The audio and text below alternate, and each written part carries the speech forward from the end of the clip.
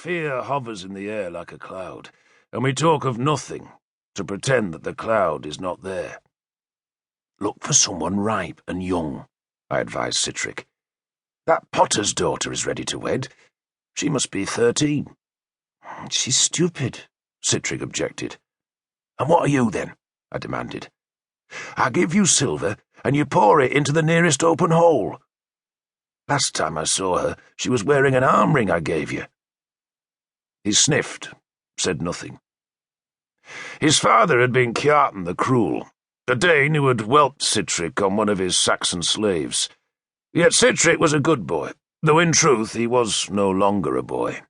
He was a man who had stood in the shield wall, a man who had killed, a man who would kill again tonight. I'll find you a wife, I promised him. It was then we heard the screaming. It was faint because it came from very far off, a mere scratching noise in the darkness that told of pain and death to our south. There were screams and shouting. Women were screaming, and doubtless men were dying. God damn them, Ralla said bitterly. That's our job, I said curtly. We should, Ralla started, then thought better of speaking. I knew what he was going to say, that we should have gone to the village and protected it. But he knew what I would have answered. I would have told him that we did not know which village the Danes were going to attack, and even if I had known, I would not have protected it. We might have shielded the place if we had known where the attackers were going. I could have placed all my household troops in the small houses, and the moment the raiders came, erupted into the street with sword, axe, and spear, and we would have killed some of them. But in the dark many more would have escaped, and I did not want one to escape. I wanted every Dane, every Norseman, every raider dead. All of them except one, and that one I would send eastwards to tell the Viking camps on the banks of the Thames that Uhtred of Bebbanburg was waiting for them. Poor souls, Ralla muttered.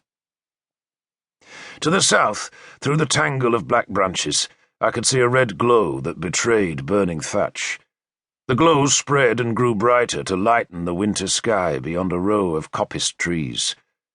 The glow reflected off my men's helmets, giving their metal a sheen of red, and I called for them to take the helmets off in case the enemy's sentries in the large ship ahead saw the reflected glimmer. I took off my own helmet with its silver wolf crest. I am Uhtred, Lord of Bebbanburg, and in those days I was a lord of war. I stood there in mail and leather, cloaked and armed, young and strong.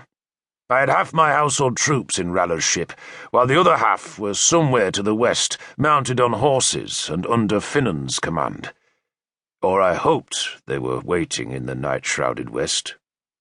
We in the ship had enjoyed the easier task, for we had slid down the dark river to find the enemy, while Finnan had been forced to lead his men across night-black country. But I trusted Finnan. He would be there, fidgeting, grimacing, waiting to unleash his sword. This was not our first attempt in that long wet winter to set an ambush on the Thames, but it was the first that promised success. Twice before I'd been told that Vikings had come through the gap in Lundine's broken bridge to raid the soft, plump villages of Wessex, and both times we had come down river and found nothing. But this time we had trapped the wolves.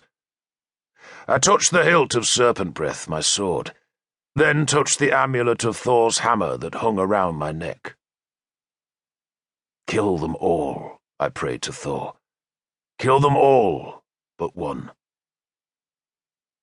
It must have been cold in that long night. Ice skimmed the dips in the fields where the river had flooded. But I do not remember the cold. I remember the anticipation.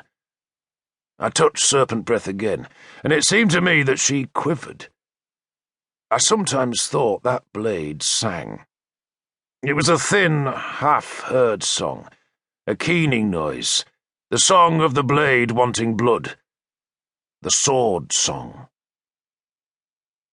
We waited, and afterwards, when it was all over, Ralla told me